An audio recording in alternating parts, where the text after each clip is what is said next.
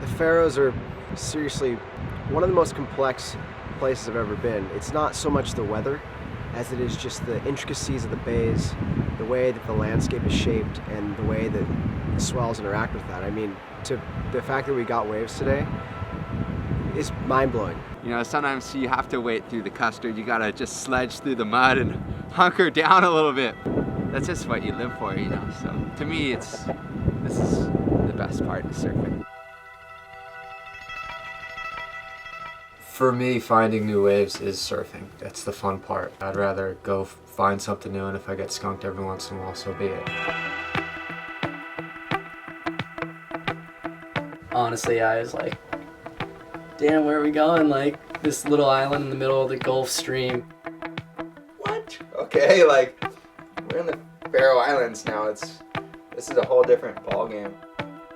So we're just got here, loading up the gear, boards, everything. Hopefully we find some waves.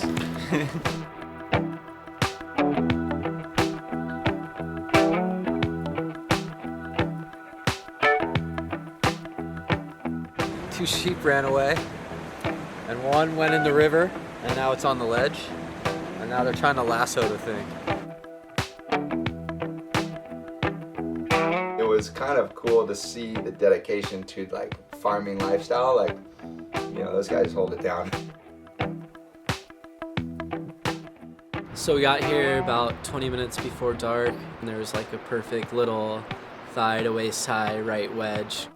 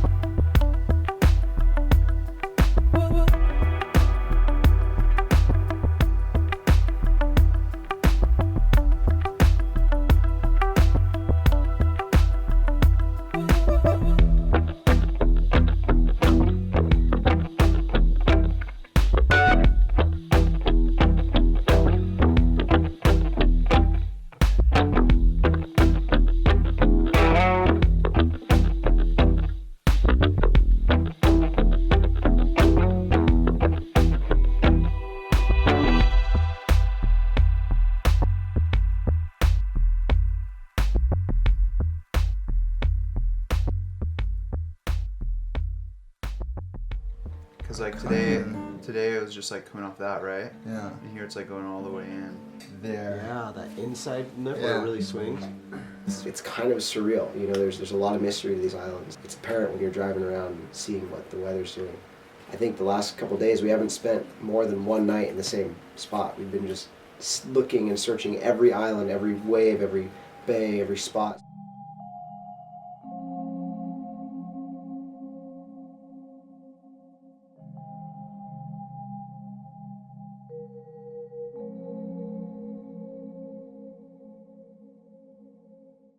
Basically, we drove through the night last night and showed up at this cool little house. Woke up and there's this beautiful valley behind us. We're in a cove where we think there's waves. It's small right now, there's not a lot of swell in the water, but we're kind of anticipating that this could be a good spot. So we're just gonna go drive around and see if we find anything. Maybe it's picking up a little more swell, but just gonna go look. It's salty, I don't come around, instead I leave you by your... Looking into the culture here, you know, there's kind of a dark side to the culture with the whale slaughtering, and you know, there's a little bit of this death kind of morbid vibe. You know, if you look at the pictures, it's a little bit creepy, like you see people killing whales or sheep with a smile on their face, and there's something odd about that. But you come here and you see how raw and how cold and how harsh the conditions are, and you really have to respect that as part of their culture, and you realize that they're doing this to survive and they're getting ready for the cold months ahead. And you know, they're on little islands, and yeah, there's ferries that connect them and they get food and goods shipped in, but the conditions are so raw and so gnarly here that if they can't get those goods, or if a ferry does crash or a road gets iced over, they're preparing for worst case scenario and they're ready for it. The challenges are kind of probably what make the rewards so special, you know? It's unruly, it's stormy, maybe there's no beach access, so you're kind of like, you're always kind of looking for a way. I think Chris said it best, try to leave no stone unturned, you know? You don't know what you're gonna find, but that's the fun part. Kind of like seems like one of those places like when there's not a swell, it's just unsurfable kind of. I guess. I think we need a really big swell, so I think it's coming.